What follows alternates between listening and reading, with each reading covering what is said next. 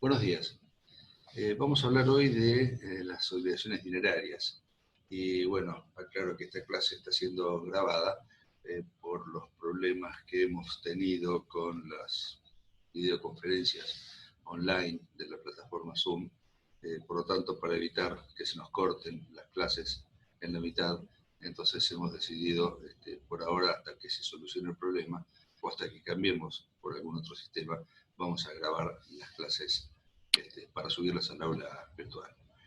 Les decía, vamos a hablar de las obligaciones dinerarias, que probablemente junto con las obligaciones de dar cosas ciertas, sean la clasificación más importante de las obligaciones. Así como probablemente en algún momento hemos dicho que las obligaciones de dar cosas ciertas son las más importantes de las obligaciones de dar, porque en algún momento la obligación, cualquier obligación de dar una cosa, incierta o indeterminada, en algún momento, por lo menos antes del pago, se va a convertir en una obligación de dar una cosa cierta, que deba ser entregada al acreedor. Respecto de las obligaciones dinerarias, podríamos ampliar más el abanico de importancia, dado que, si de acuerdo con el artículo 730 no hay posibilidad de obtener la prestación por parte del deudor, no hay posibilidad de obtener la prestación por parte de un tercero a costa del deudor, no va a haber más alternativa que caerse en el tercer inciso de ese artículo y el acreedor tendrá una aspiración a obtener una indemnización sustitutiva. Y las indemnizaciones sustitutivas, las indemnizaciones de daños y perjuicios, más allá de alguna alternativa que por ahí tiene el código y que la vamos a ver cuando vemos el tema de la responsabilidad civil, las indemnizaciones se pagan en dinero. Son una obligación de dar una suma de dinero. De tal manera, todas las obligaciones, si son incumplidas, en algún momento se van a convertir en la obligación de dar una suma de dinero.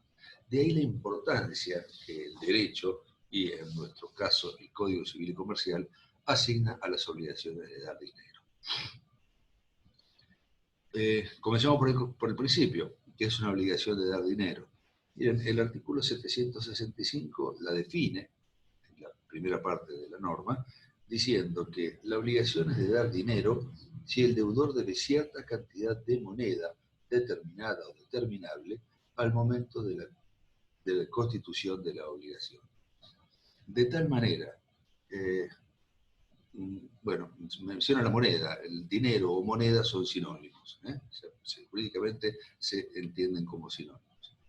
Por ello, entonces, una obligación es de dar dinero cuando la prestación de esa obligación, que está a cargo del deudor, implica la entrega al acreedor de cierta cantidad de dinero o de moneda, que dice el artículo que puede estar determinada en el momento del comienzo de la obligación o ser determinable. En esto innova el Código Civil y Comercial, dado que el antiguo Código Civil de Vélez Arfield entendía que era una obligación de dar dinero cuando el deudor se obligaba a entregar una suma determinada de dinero al momento de constituir la obligación. Ahora se prevé la posibilidad, muy cierta por otra parte, de que la cantidad esté indeterminada al momento de constituirse la obligación, pero por supuesto que sea pasible de determinación, es decir, que sea determinable. Y esta indeterminación inicial obviamente debe cesar en el momento del cumplimiento de la prestación, donde en ese momento, en ese tiempo, el deudor debe entregar una cantidad determinada de dinero a favor del deudor. De tal manera, es una obligación de dar dinero, de prestación determinada, si está especificada en el inicio de la obligación, o determinable, si la cantidad está indeterminada, pero deberá ser determinada con posterioridad. Y tiene dos características.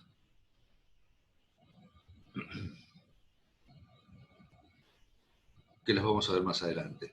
Comencemos viendo, el tema lo vamos a dividir en tres partes, probablemente hoy demos la primera parte y en dos grabaciones o en una grabación posterior veamos las últimas dos partes.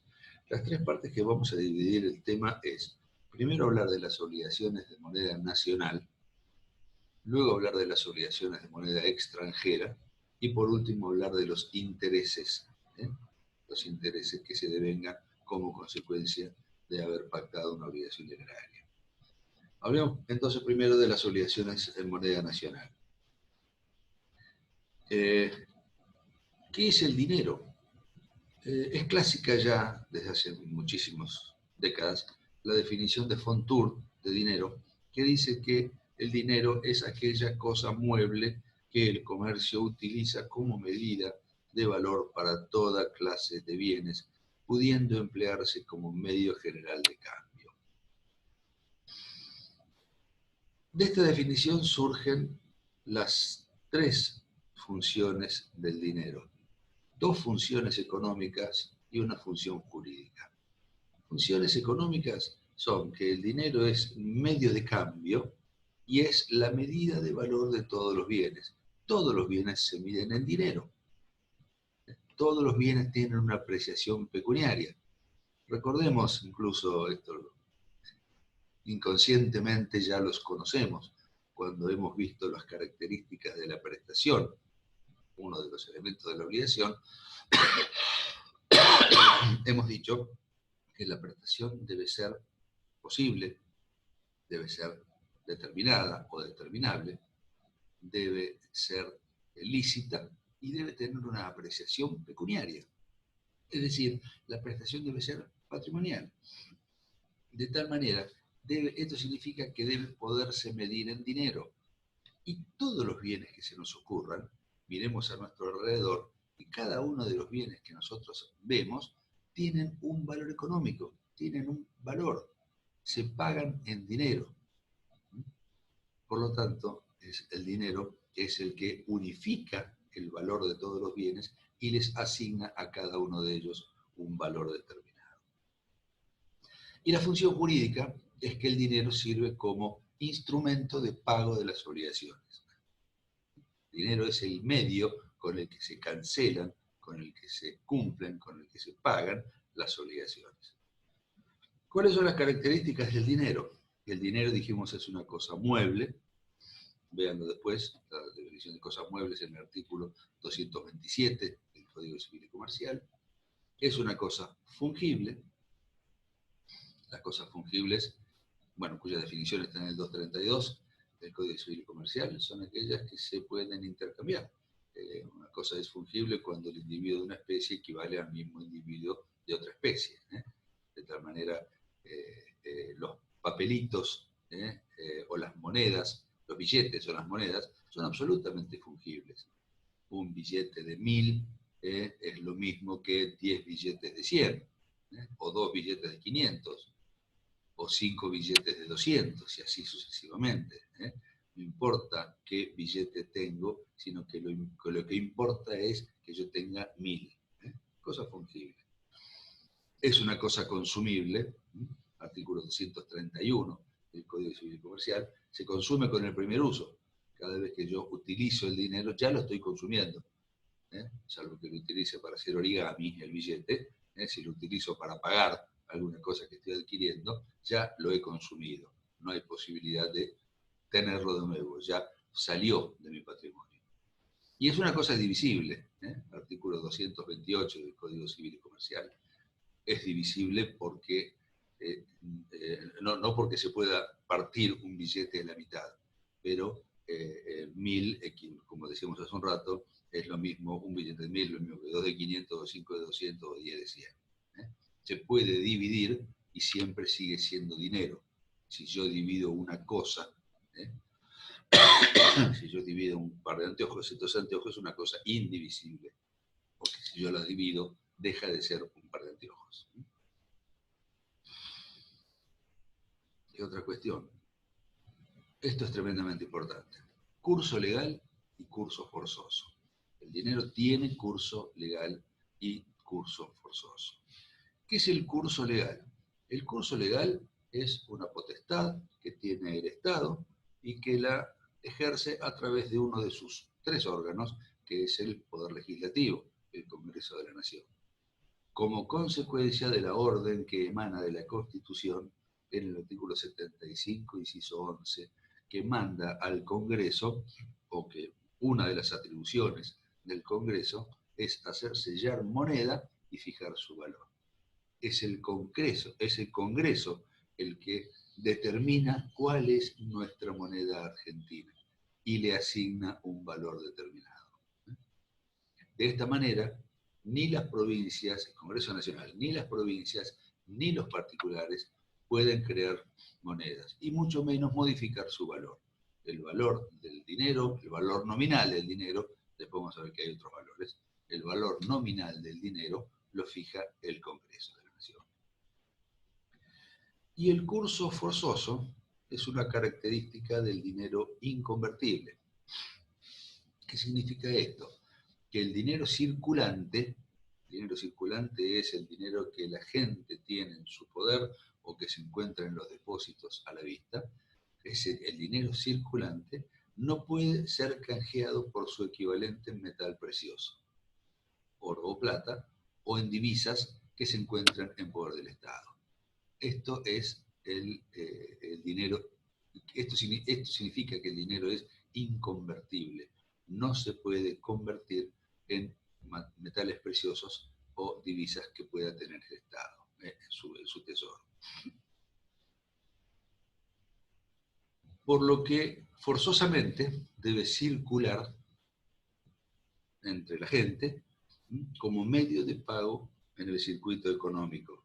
Es decir, el acreedor no puede rehusarse a recibir el dinero como pago cuando le es ofrecido por el deudor como pago o cancelación de una obligación. Tan importantes entonces son estas dos características del dinero: el curso legal, que lo otorga el Estado, le fija el valor, determina cuál es el dinero y le fija su valor, como el curso forzoso, que para el dinero inconvertible, después vamos a ver qué es el dinero inconvertible, qué es el dinero convertible. Para el dinero inconvertible es forzosa la circulación y el acreedor no puede rehusarse a recibirlo como pago. Hay tres clases de moneda o de dinero: el dinero metálico, la moneda de papel y el papel moneda. El dinero metálico es el que está construido con algún metal precioso que tenga valor. Por lo tanto, el valor es intrínseco. Vale la cantidad de metal precioso con el que está construida. Si es una moneda de oro, valdrá lo que pesa. Y la determinación de su valor va a estar determinado por la cotización que tiene el oro en los mercados internacionales. Lo mismo si es una moneda de plata. En segundo término, la moneda de papel, el valor es representativo. La moneda de papel es convertible. El valor que tiene la moneda representa la cantidad de oro, plata o divisas que tenga el Estado en su tesoro, en el Banco Central. Y el Estado, cuando esta moneda es convertible, está obligado a canjearla a su sola presentación por el metal que está representando o por las divisas que está representando. Esto en nuestro país, bueno, además está decirles, hoy no estamos ante este tipo, no tenemos circulando este tipo de moneda, sino que esto ocurrió en la década del 90, entre el año 1921 y el año 2001, teníamos dinero convertible, donde por ley estaba determinado que un peso era igual a un dólar, y que el Estado garantizaba que la totalidad de pesos que andaban circulando entre las personas o los que se encontraban en depósitos a plazo fijo, en depósitos a la vista, coincidía exactamente con la cantidad de dólares estadounidenses que había en las arcas del Banco Central, en una relación 1 a 1. Un peso circulando representaba un dólar que se encontraba en el Banco Central. Y si uno iba al Banco Provincia, al Banco Nación, con un peso, a cambiarlo por un dólar, el Estado estaba obligado a canjearlo por esa divisa extranjera. Y la tercera clase de moneda es el papel moneda. El papel moneda es inconvertible. El papel moneda lo emite el Estado sin tener respaldo en oro ni en divisas. El respaldo del que goza ese dinero es la mayor o menor confianza que tenga el Estado emisor. El papel moneda posee curso forzoso, no tiene un valor representativo, sino que la circulación es forzosa para el pago de cualquier tipo de obligaciones de dar dinero. El acreedor no puede rehusarse a recibir ese papel moneda como pago, como cumplimiento, como cancelación de su obligación. Hoy estamos ante tenemos ese tipo de dinero.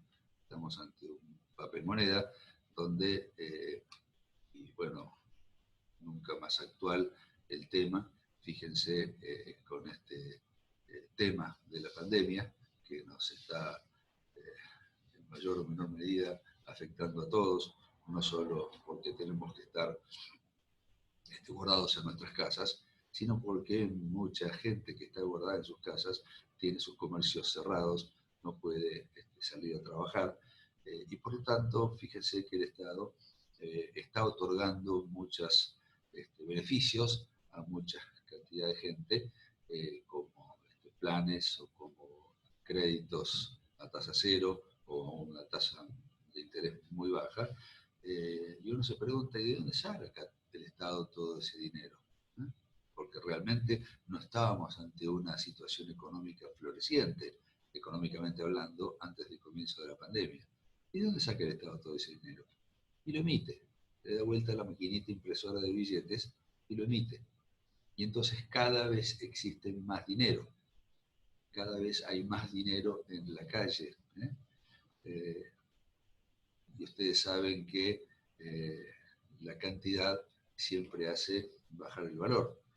Por lo tanto, a medida que hay cada vez más dinero circulando, el valor de cada billete es menor. ¿Esto qué significa? Y lo vamos a aclarar un poco más adelante, es que con la misma cantidad de dinero podemos adquirir menos cantidad de bienes o podemos adquirir menos cantidad de dólares estadounidenses. Ustedes habrán visto cuando comenzó la pandemia, a mediados, cuando comenzó, digamos,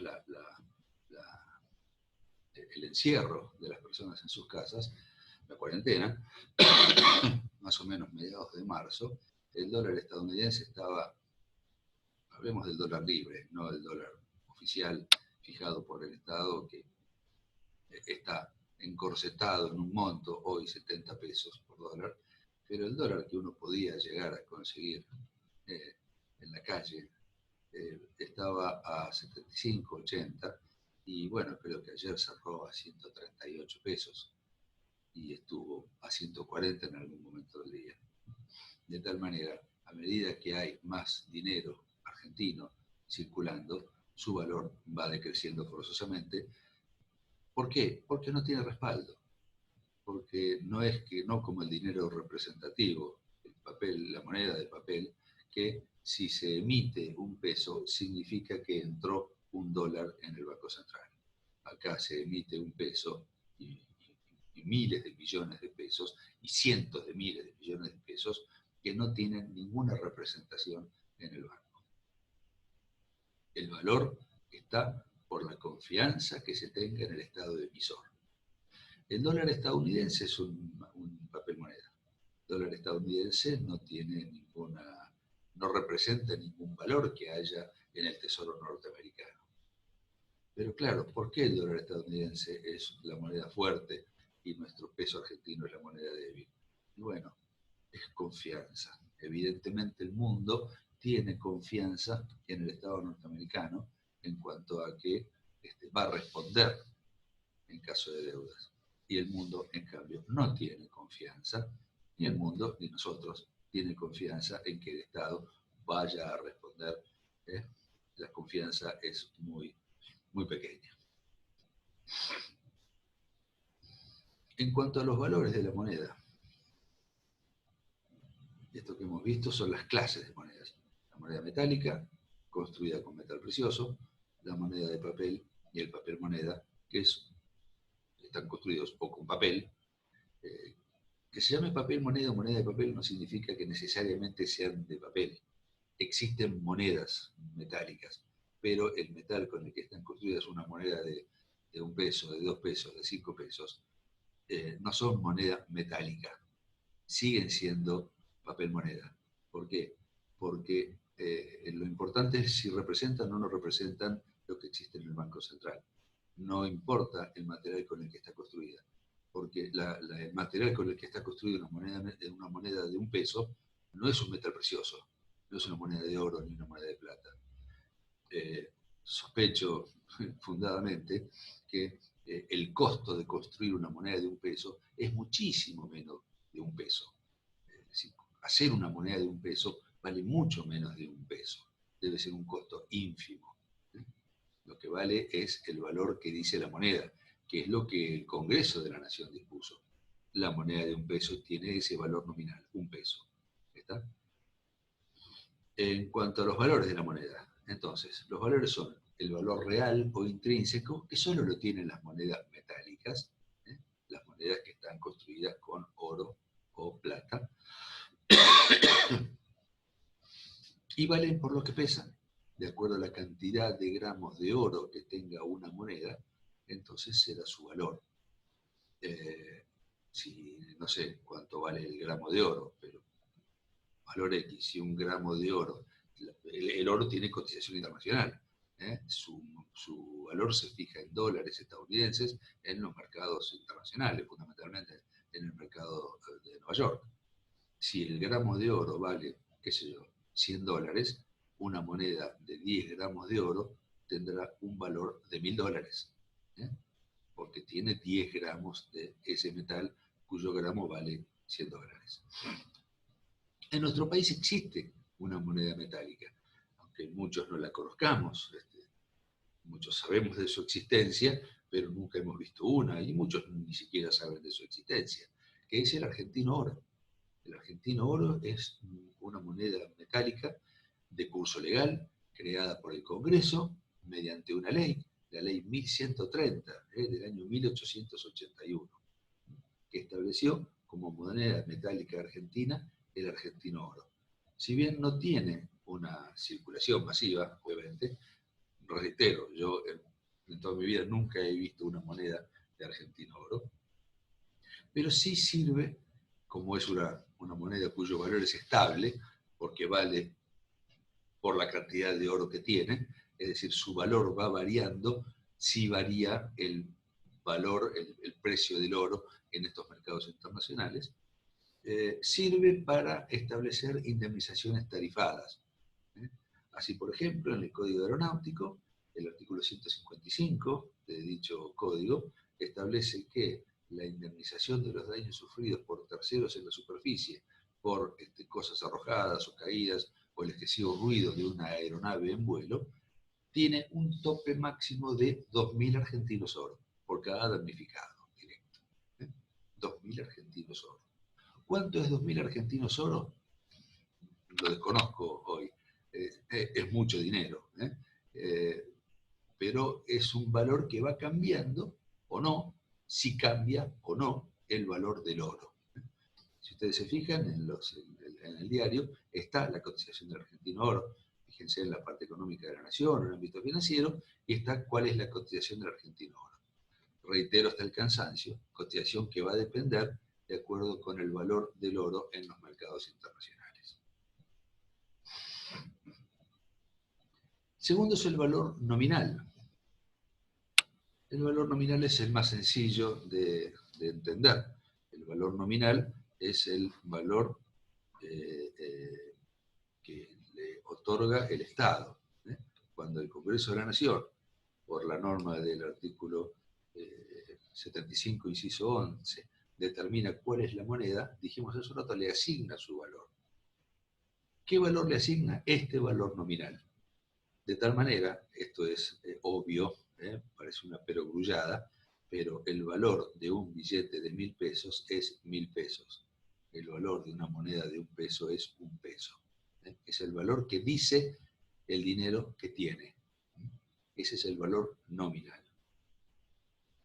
Y el tercer valor, que a mi juicio en economías como la nuestra, en la Argentina, es el más importante y a lo largo de la clase nos vamos a dar cuenta por qué, que es el valor de cambio, el valor de curso o valor corriente. ¿Qué es este valor? Este valor lo que representa es el poder adquisitivo del dinero. Es decir, ¿qué puedo hacer con un billete de 1.000 pesos? ¿Qué bienes y servicios puedo adquirir con un billete de 1.000 pesos? ¿O cuántos dólares puedo comprar con un billete de 1.000 pesos? Fíjense, si el valor intrínseco para las monedas metálicas no tiene una variación sustantiva, porque el precio del oro, y ustedes lo pueden corroborar si miran todos los días la cotización del oro, el precio del oro tiene una variación ínfima, vale muy poco. El precio del oro no tiene altibajos sustanciales, sino que es bastante igual cuánto vale el oro ahora o cuánto valía el año pasado o cuánto va a valer el año que viene. En cambio, bueno, el valor nominal es el que no cambia nunca, porque una moneda de 1 peso vale 1 peso siempre. En cambio, el valor corriente o valor en curso o valor de cambio varía permanentemente. Y más en economías inflacionarias como la nuestra, donde, vamos a ver después, a continuación, qué es la inflación, por el efecto inflacionario argentino, el valor de cambio de nuestra moneda va perdiendo valor, va devaluándose permanentemente, perdón, desvalorizándose permanentemente. Es decir, con la misma cantidad de dinero compro cada vez menos bienes o compro cada vez menos dólares. ¿Qué es la inflación? Ya que lo mencionábamos. Vamos a dar unas características muy generales de la inflación. No vamos a pretender nosotros hacer una teoría sobre qué es la inflación, dado que no somos economistas y simplemente es un tema que lo conocemos básicamente, muy básicamente, pero lo vivimos todos los días. La inflación sabemos que es un proceso económico provocado por un desequilibrio entre lo que se produce y lo que se demanda, causando una subida descomedida y continuada del precio de la mayor parte de los productos y servicios y consecuentemente una pérdida del valor del dinero para poder adquirir o hacer uso de esos bienes o servicios. Es decir, lo reitero, con la misma cantidad de dinero se pueden, si existe un proceso inflacionario, se pueden adquirir cada vez menos bienes y servicios. Por esa razón, en economías estructuralmente inflacionarias como la de nuestro país, el valor del dinero que más importancia tiene es el valor de cambio. ¿En qué me cambia a mí la vida saber que un billete de 1.000 pesos vale nominalmente 1.000 pesos? Si lo que a mí me importa es saber qué cosas, cuántos bienes, cuántos servicios o cuántos dólares puedo adquirir con un billete de 1.000 pesos.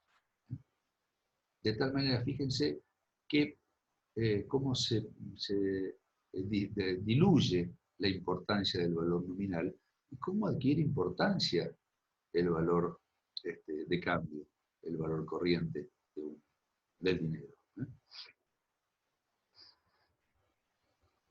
El efecto inflacionario precisamente altera el valor de cambio del dinero. No altera ni el valor intrínseco, ni altera el valor nominal. No altera el valor nominal, reitero, porque por más inflación que haya, nominalmente un billete de 1.000 pesos sigue siempre valiendo 1.000 pesos. Porque así lo dijo el Congreso de la Nación cuando determinó la circulación de los billetes de 1.000 pesos. Tampoco altera el proceso inflacionario el valor intrínseco, porque, reiteremos, las monedas metálicas valen por lo que pesan. Ese es su valor intrínseco. Y por lo que pesan, porque están construidas en metales preciosos. La cantidad de oro o la cantidad de plata que tenga una moneda metálica va a determinar cuál es su valor. ¿Eh? Más allá que el argentino oro esté establecido, haya monedas de un argentino oro o de medio argentino oro. Un argentino oro tiene un valor nominal de 1, pero tiene un valor real, tiene un valor intrínseco de acuerdo con la cantidad de oro y el valor del oro en los mercados internacionales. Pero sí el proceso inflacionario afecta el valor de cambio. Perdón. Y si la inflación estructural se convierte en una alta inflación, o aún peor, en una hiperinflación, la hiperinflación es un súbito y descomedido aumento de precios, en un día se produce una estampida del valor de los precios. Esto afecta a los contratos de duración, que son aquellos donde la prestación debe cumplirse por periodos. Un contrato de locación, por ejemplo. Un contrato de locación es un contrato de duración. ¿Qué significa esto? Que el contrato de locación se celebra el 1 de enero de 2020 y como el plazo de la locación va a ser de 2 años, pongamos, que es el mínimo por el cual se puede pactar una locación de un inmueble urbano, la prestación se va a ir cumpliendo periódicamente, mes a mes, durante 24 meses. Quiere decir que el contrato tiene su comienzo el 1 de enero del año 2020 y vence, culmina, el 31 de diciembre del año 2021. 24 meses en que la prestación se divide en 24 cuotas, podríamos decir. En el contrato de locación se llama precio de la locación o alquiler. El locatario va abonando el precio de ese contrato periódicamente durante 24 meses. Pero claro, si tomamos una inflación, tomemos como lo que ocurre, en nuestro país existe inflación, de tal manera, si el alquiler del enero del año 2020 era 100 y tenemos un 5% de inflación mensual, significa que el primer mes el inquilino abona 100 y el propietario con esos 100 puede adquirir determinada cantidad de bienes o servicios. Pero en febrero el inquilino vuelve a abonar 100, pero hubo una inflación del 5%. Quiere decir que los bienes y servicios aumentaron el 5%.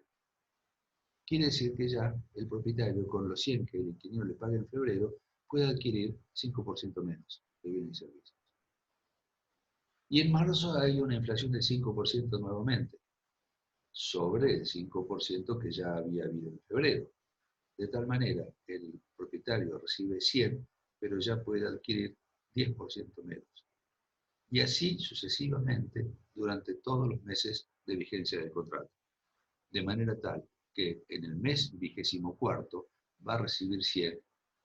Imagínense, hay que hacer 5% mensual por 24 meses, fíjense la enorme cantidad menor de bienes y servicios que va a poder adquirir. O si lo comparamos, el valor de cambio del dinero, no lo comparamos con bienes y servicios, sino con el precio del dólar, piensen que si el primer mes recibe 100, sabe que puede comprar tantos dólares con esos 100. Pero en febrero, si el dólar aumentó y el dólar aumentó, va a poder comprar menos dólares. Y en marzo, menos. Imagínense, en enero del año 2020, el dólar estaba a 60 pesos. Hoy está a 140. Enero, febrero, marzo, abril, mayo. En 5 meses. Quiere decir que el propietario, en el mes de enero, con 100 pesos, podía comprar, bueno, hay que hacer la cuenta. Si el dólar valía 60, poder comprar $6. Ahora, en mayo, que el dólar vale 140, con 100 pesos no compra ni $1, menos de $1. Fíjense cómo se va envileciendo, cómo va perdiendo poder de adquirir divisas. El dólar es una divisa, va perdiendo el poder de adquirir divisas o de adquirir bienes y servicios que van en continuo aumento por efecto del proceso inflacionario que tiene nuestro país.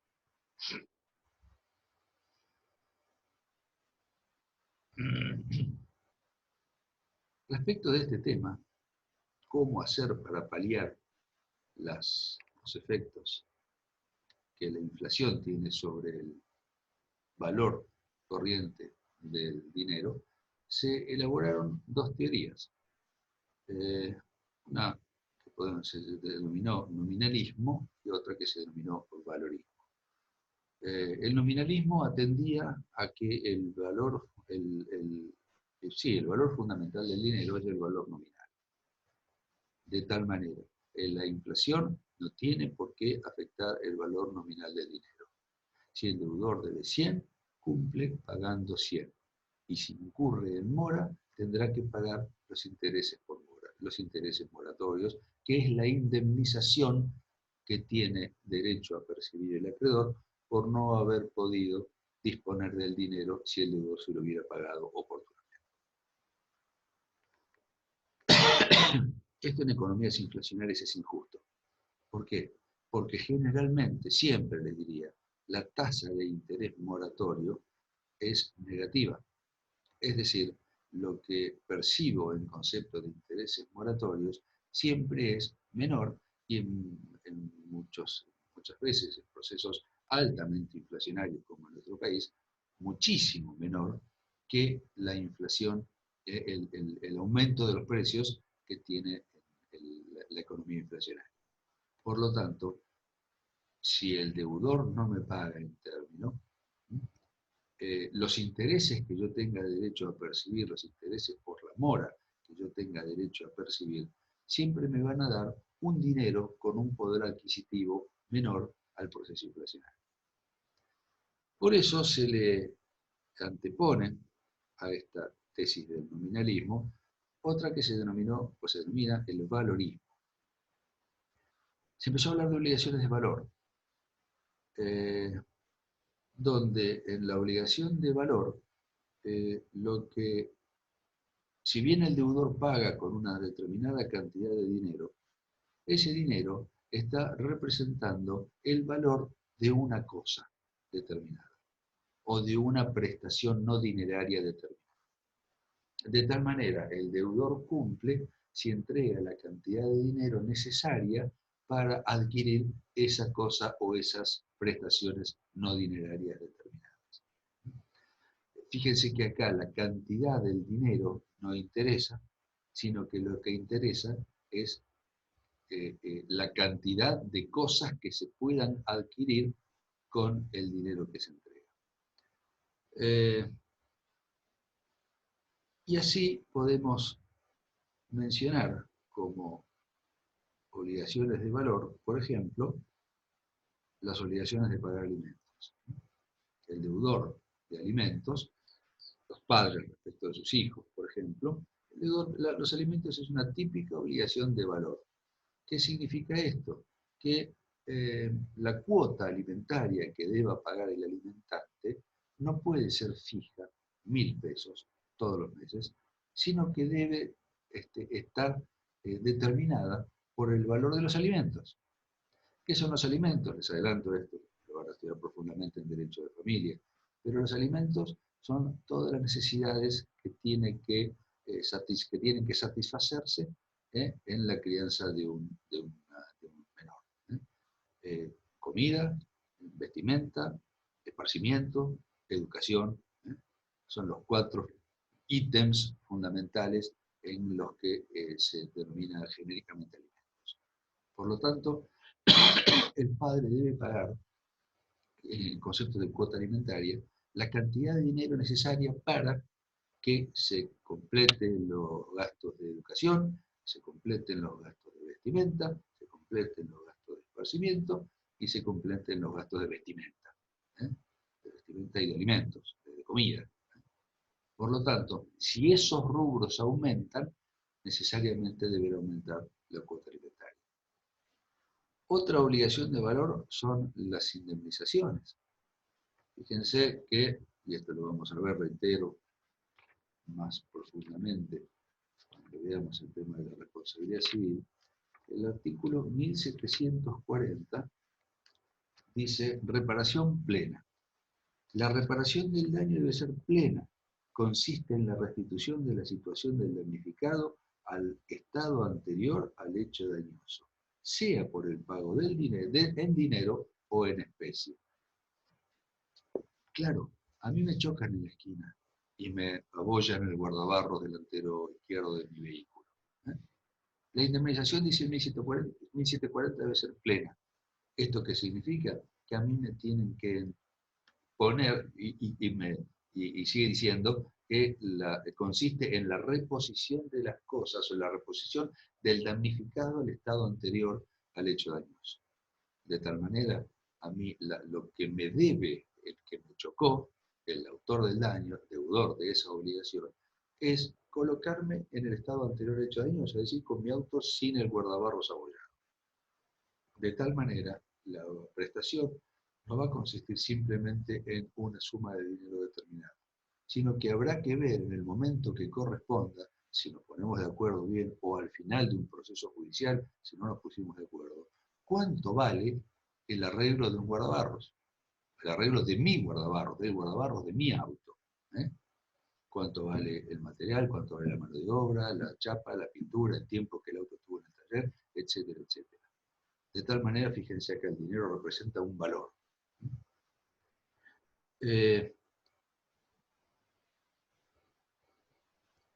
Durante la época en que funcionó en nuestro país el nominalismo,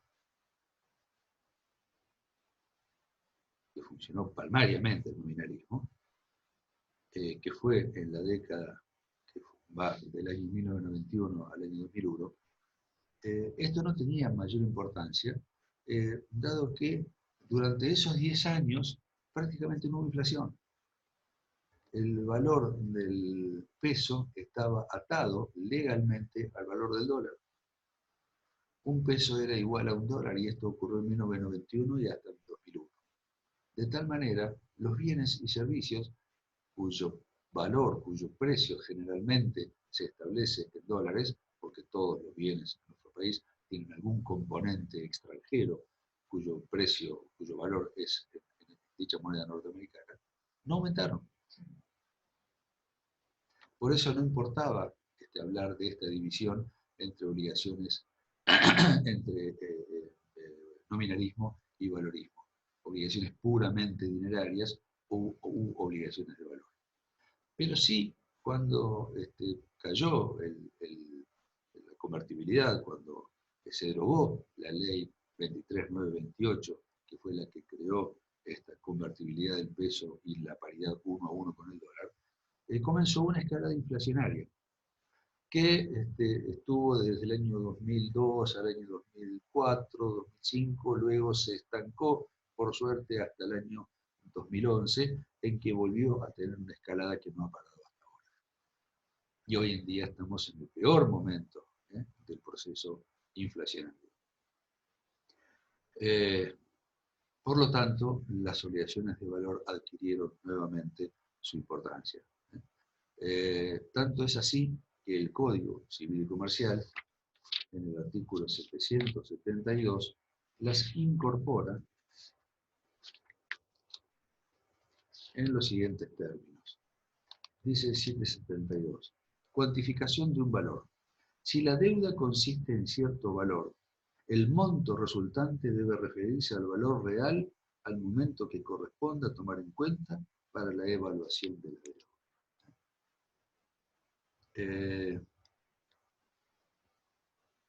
Lo que dice el artículo 772 es que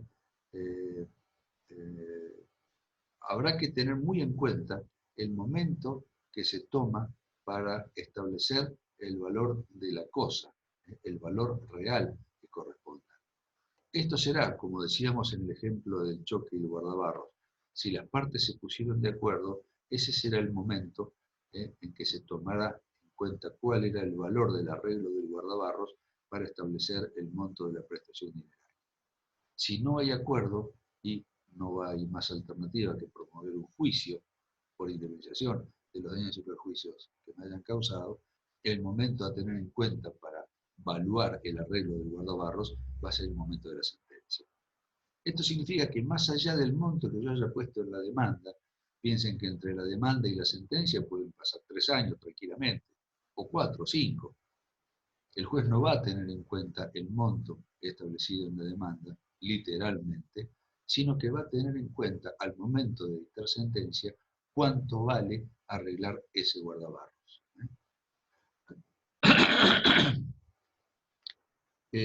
Sigue diciendo que puede ser expresada en una moneda sin curso legal que sea usada habitualmente en el tráfico.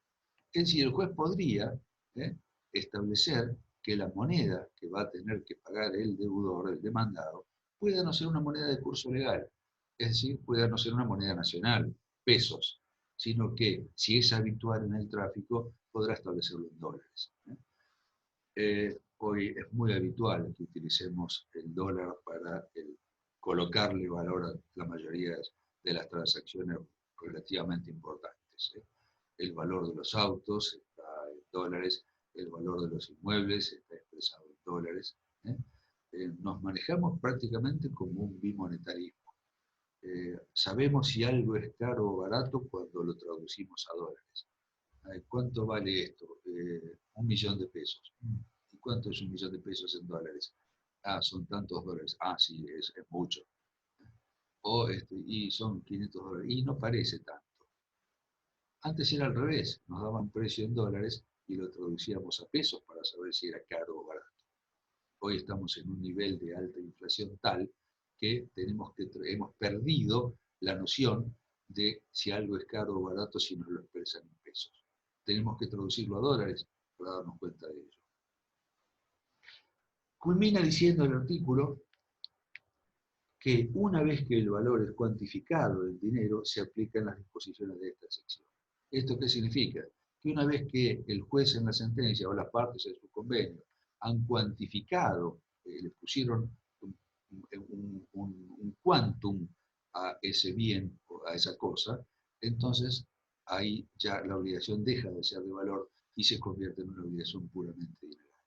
Se aplican las disposiciones del título de las obligaciones dinerarias.